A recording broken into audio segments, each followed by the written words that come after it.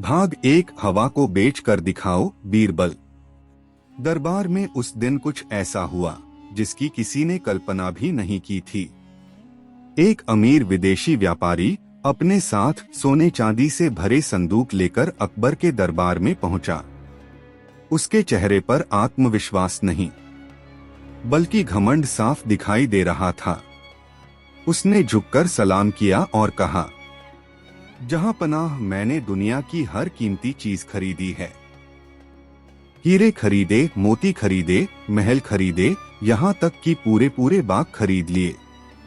लेकिन सुना है आपके दरबार में एक ऐसा मंत्री है जो नामुमकिन को भी मुमकिन बना देता है। अकबर मुस्कुराए, तुम बीरबल की बात कर रहे हो? व्यापारी बोला, जी हाँ, इसलिए मैं उनके लिए एक चुनौती लेकर आया हूं। पूरा दरबार उत्सुक हो गया। व्यापारी ने सोने की एक भारी थैली सिंहासन के सामने रखी। अगर बीरबल सचमुच इतने बुद्धिमान हैं, तो हवा को बेचकर दिखाए। अगर सफल हुए तो यह सारी दौलत उनकी। अगर असफल हुए तो पूरे हिंदुस्तान में यह बात फैलेगी कि बीरबल केवल किस्सों के नायक हैं। दरबार में फुसफुसाहट शुरू हो गई। एक मंत्री हंसकर बोला, हवा भी कहीं बिकती है।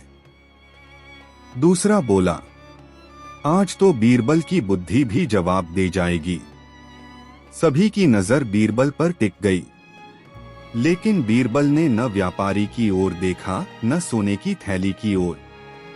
उन्होंने केवल एक सवाल पूछा, व्यापारी जी, क्या आप सचमुच हवा खरीदना चाहते हैं?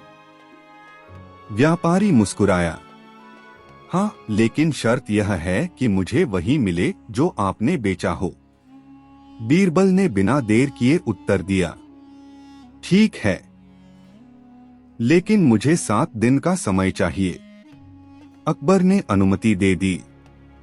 महल से निकलते समय कई मंत्री बीरबल का मजाक उड़ाने लगे। अब हवा को बोरी में भरोगे या घड़े में?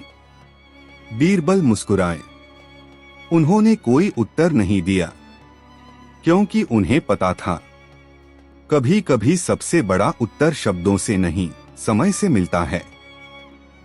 पहले दिन बीरबल शहर की सबसे तंग गलियों में पहुंचे। वहां एक बूढ़ी औरत हाथ का पंखा बनाकर बेच रही थी।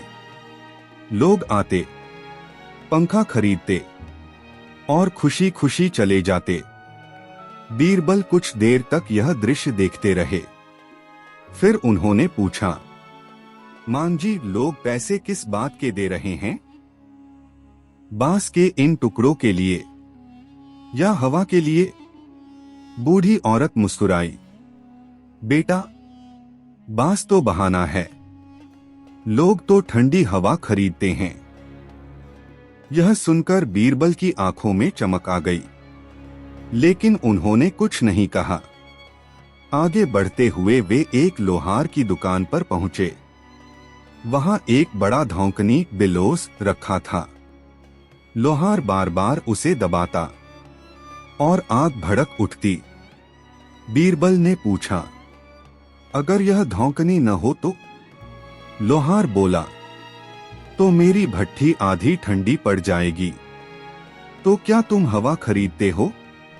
लोहार हंस पड़ा, नहीं साहब, मैं हवा नहीं, हवा तक पहुंचने का साधन खरीदता हूं। बीरबल ने मन ही मन कहा, रास्ता मिल रहा है, लेकिन मंजिल अभी बाकी है। उसी शाम बीरबल नदी किनारे बैठे थे। एक छोटा लड़का कागज की पवन चक्की घुमा रहा था। हवा चलते ही चक्की नाचने लगती। हवा रुकती तो चक्की भी रुक जाती।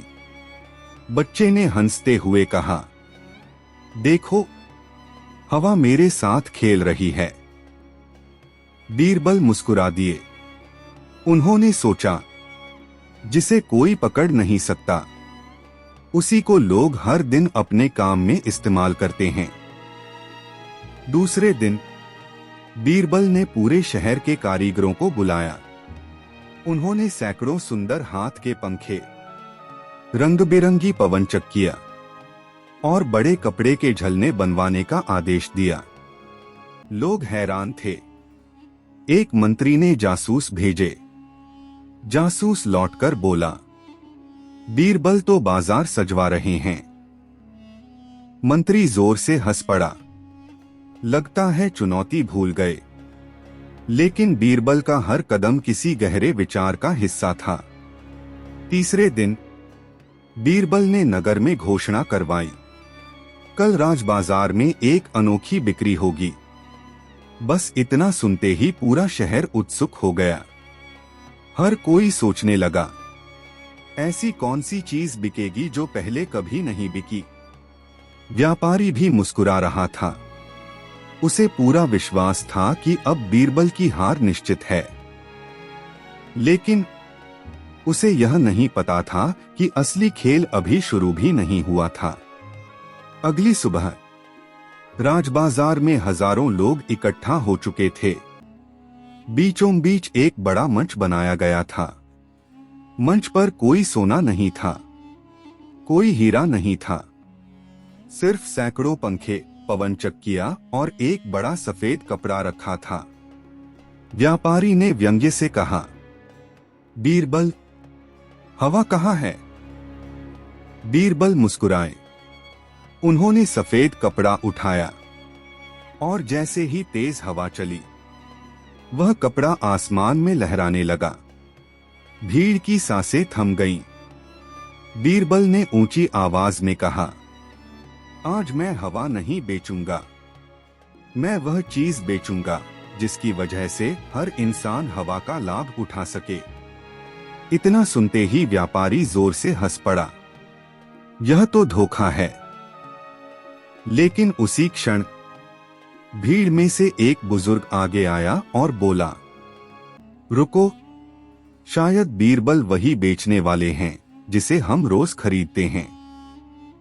लेकिन कभी समझते नहीं। पूरा बाजार स्तब्ध रह गया। व्यापारी का चेहरा पहली बार गंभीर हो गया। आखिर बीरबल ऐसा क्या बेचने वाले थे? जिसे सुनकर एक अनुभवी व्यापारी भी चुप हो गया। राजबाजार में हजारों लोगों की निगाहें अब केवल बीरबल पर थीं। एक ओर सोने के संदूक लेकर खड़ा विदेशी व्यापारी था, दूसरी ओर साधारण कपड़ों में खड़े बीरबल। लेकिन उस दिन सबसे भारी चीज सोना नहीं थी। सबसे भारी था एक सवाल, क्या हवा सचमुच बेची जा सकती है? कुछ बच्चे अपने पिता का हाथ पकड़कर आगे आ गए। बूढ़े लोग अपनी लाठियों के सहारे खड़े हो गए। यहाँ तक कि महल की खिड़कियों से रानियां भी यह दृश्य देखने लगीं। बीरबल ने मंच पर रखे एक साधारण हाथ के पंखे को उठाया। उन्होंने उसे हवा में धीरे धीरे झलना शुरू किया। एक गरीब किसान जो भीड़ में सबसे पीछे खड़ा था, अचानक मुस्कुरा उठा। बीरबल ने उसे आगे बुलाया। भाई, सच सच बताना, गर्मियों में यह पंखा तुम्हारे लिए कितना काम आता है? किसान बोला, महाराज, जब खेत से लौटकर शरीर तपने लगता है, तब यही छोटा सा पंखा मेरे बच्चों को चैन की नींद देता है। बीरबल ने पूछा, तो तुमने पैसे किस चीज के दिए थे?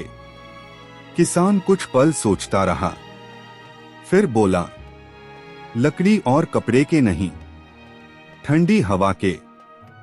भीड़ में हलचल मच गई। व्यापारी फिर भी मुस्कुराया। यह तो केवल एक आदमी की राय है। बीरबल ने कहा, ठीक है, अब दूसरे से पूछते हैं। उन्होंने एक वृद्ध महिला को बुलाया।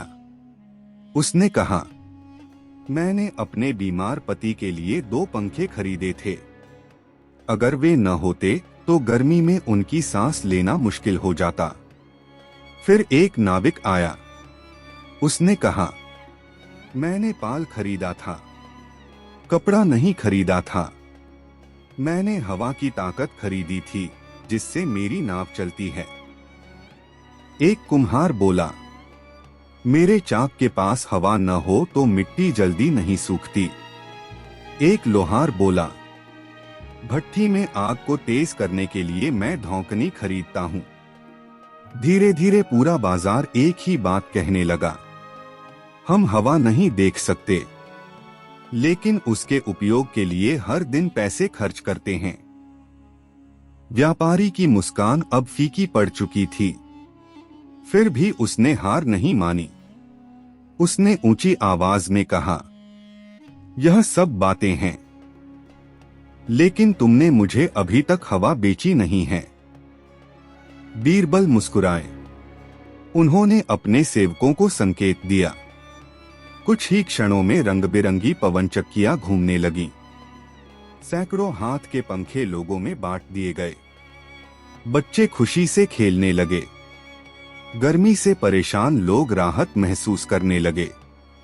बीरबल बोले, व्यापारी जी, आपने हवा खरीदने की बात कही थी। मैंने आपको हवा का लाभ खरीदने का अवसर दिया है। दुनिया में कोई भी हवा को बांध नहीं सकता, लेकिन उसकी शक्ति को उपयोगी बनाकर बेच सकता है। पूरा बाजार तालियों से गूंज उठा। लेकिन तभी व्यापारी ने अपने संदूक से एक छोटा सा शीशे का पात्र निकाला। उसका ढक्कन सोने का था। वह बोला, अगर तुम इतने ही बुद्धिमान हो तो इस शीशे के पात्र में हवा भरकर मुझे बेच दो, तभी मानूंगा कि तुम जीत गए। पूरा बाजार फिर शांत हो गया। कुछ मंत्रियों के चेहरे खिल उठे। उन्हें लगा अब बीरबल फंस गए। अकबर भी ध्यान से बीरबल की ओर देखने लगे। बीरबल ने शीशे का पात्र हाथ में लिया। कुछ क्षण उसे देखा, फिर बिना कुछ कहे उसका ढक्कन बंद कर दिया। उन्होंने पात्र व्यापारी को लौटा दिया। व्यापारी जोर से हंस पड़ा, तुमने इसमें कुछ भी नहीं भरा। बीरबल शांत स्वर में बोले, क्या तुम निश्चित हो? व्यापारी ने तुरंत ढक्कन खोला, फिर बंद किया, दोबारा खोला। उसे कुछ दिखाई नहीं दिया। वह बोला, यह तो खाली है। बीरबल मुस्कुराए, अगर यह खाली है तो फिर ढक्कन खोलते ही भीतर की हवा बाहर क्यों निकली और बाहर की हवा अंदर क्यों चली गई? व्यापारी कुछ बोल ही नहीं पाया।